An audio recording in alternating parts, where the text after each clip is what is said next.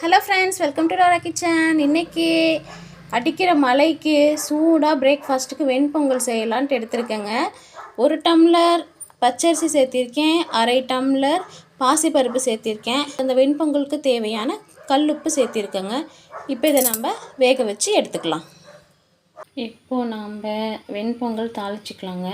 நெய் ஊற்றிக்கலாம். நெய் ஊற்றிட்டு அதுக்கு ஈக்குவலான ஆயில் சேர்த்திக்கலாங்க. கருவேப்பிலை, மல்லி கட் பண்ணியாச்சு. அடுத்தது பச்சை மிளகாய்.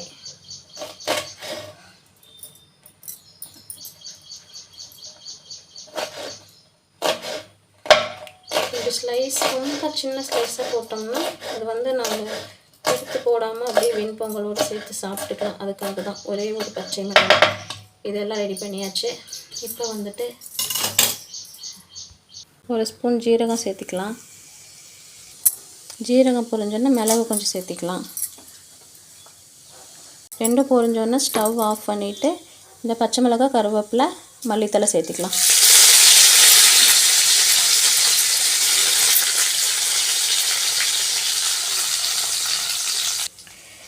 ஏற்கனவே பச்சரிசி 1 டம்ளர், பாசிப்பருப்பு 1/2 டம்ளர், அதுக்கு தேவையான உப்பு போட்டு வேக வச்சுருக்கோம்.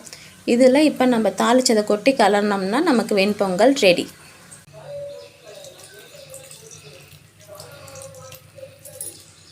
இப்போ கொட்டியாச்சுங்களா? இப்போ கலரி விட்டுக்கலாம்.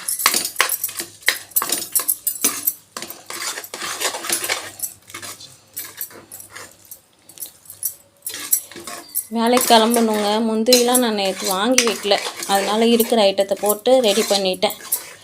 இது காம்பினேஷனாக சூடாக கேரட் சாம்பார் வச்சுருக்கேன். வச்சு சாப்பிட்டுட்டு பிரேக்ஃபாஸ்ட்டை முடிச்சுட்டு வேலைக்கு கிளம்ப வேண்டியது தான். பரிமாறும்போது காட்டுறேன்.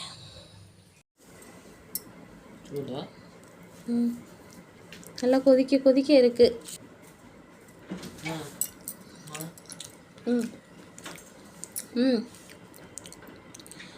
கொதிக்க நெய் மணத்தோடு ரொம்பவே சூப்பராக இருக்குங்க. கொஞ்சம் வெண்பொங்கல் எடுத்துக்கலாம். கொஞ்சம் கேரட் பிச்சு வச்சுருக்கேன்.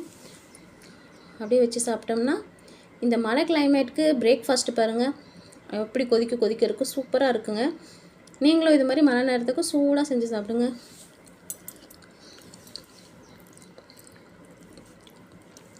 சூப்பராக இருக்குங்க. இந்த வீடியோ உங்களுக்கு பிடிச்சிருந்தா நம்ம சேனலை சப்ஸ்கிரைப் பண்ணிக்கோங்க, லைக் பண்ணுங்கள், தொடர்ந்து வாட்ச் பண்ணுங்கள்.